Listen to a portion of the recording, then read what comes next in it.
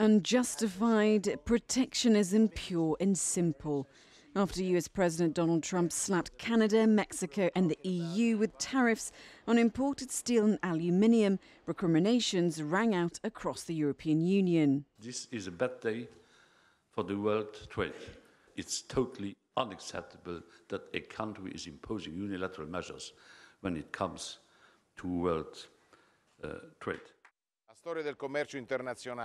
The history of trade teaches us how protectionism is a negative-sum game. It suits no one and only risks triggering trade wars that are harmful to everyone.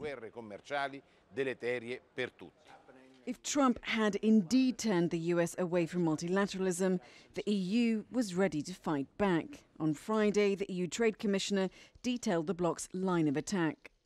The European Union will today send a request for consultations and later a panel to the WTO. We have started the preparation for the so-called rebalancing measures.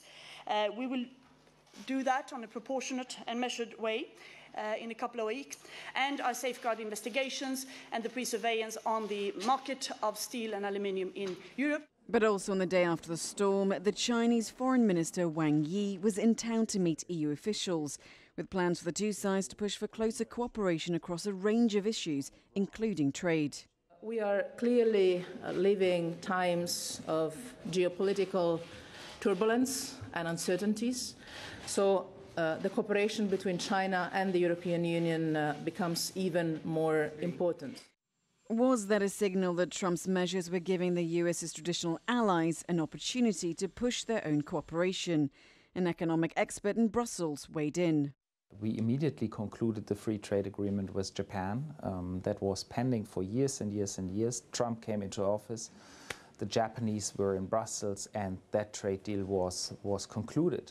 Think about the discussions with Mercosur. I mean, they've been ongoing so the Latin American trade agreement, they've been ongoing for ages, and I think there's now some new dynamism in this discussion between EU and Mercosur.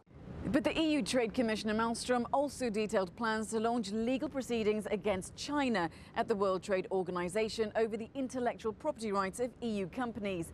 The bloc says it's choosing no side and it will fight any country that doesn't play by the rules. Mariam Zaidi, CGTN, Brussels.